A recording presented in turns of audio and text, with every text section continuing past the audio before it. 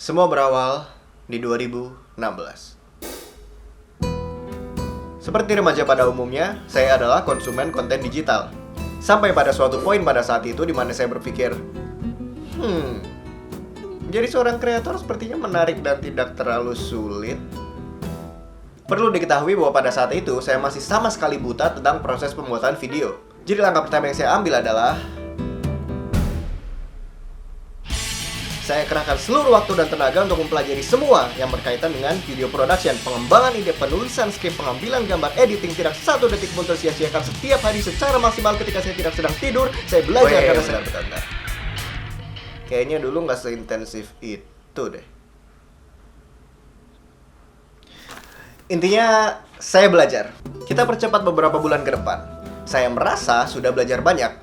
Jadi setelah ujian nasional SMA, saya pikir, inilah saat yang tepat. Saya kontak teman-teman sekelas saya dan saya bilang, cuy, mau pada bikin film pendek gak?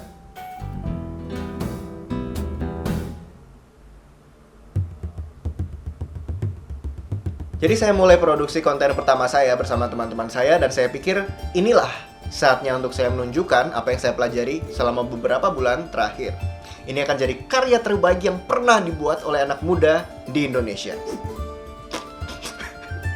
Kalian pasti sudah bisa menebak hasilnya tidak terlalu bagus.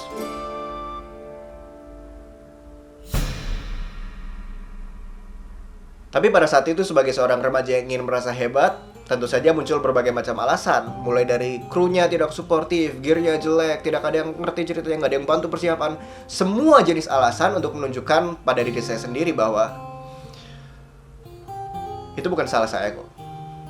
Beberapa bulan kemudian, setelah membuat beberapa konten yang juga kurang bagus, baru saya menyadari bahwa variabel yang sama dari semua konten saya yang kurang bagus ini adalah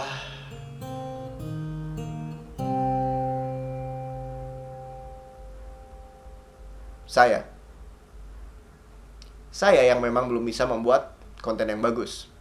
Memang tidak enak untuk menyadari bahwa kemampuan kita masih belum ada pada level yang kita inginkan. Untuk menyadari bahwa kita belum bisa merealisasikan visi kita dengan sempurna. Tidak enak, gagal. Mungkin ini sedikit klise, tapi sekarang saya yakin bahwa kegagalan adalah bagian dari proses. Dan semakin lama proses ini berjalan, semakin berkembang kita.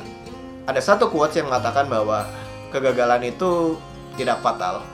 Yang penting adalah keberanian untuk melanjutkan. Yang menurut saya itu sangat masuk akal sekali, karena seseorang hanya bisa benar-benar gagal ketika dia berhenti. Kita percepat lagi beberapa tahun setelah itu. Video demi video diproduksi, kesalahan demi kesalahan dibuat, pelajaran demi pelajaran diambil. Saya bisa melihat progres, tapi muncul masalah baru. Semakin saya berkembang, semakin besar ambisi saya dan semakin sulit untuk merealisasikannya. Bukan hanya karena skill set yang harus saya kuasai, tapi terlebih lagi karena laptop yang semakin tidak memadai.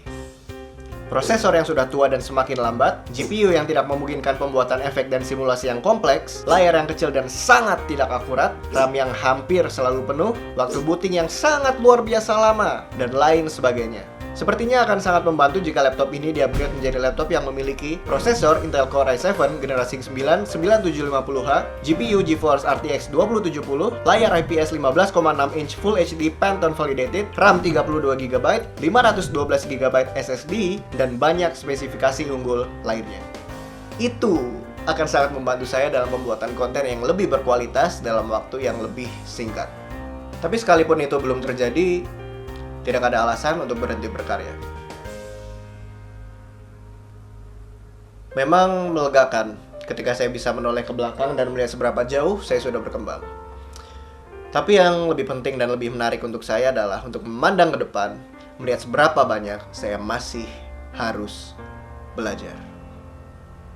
Saya masih di tahap awal dalam perjalanan panjang sebagai seorang kreator. Ini adalah cerita saya.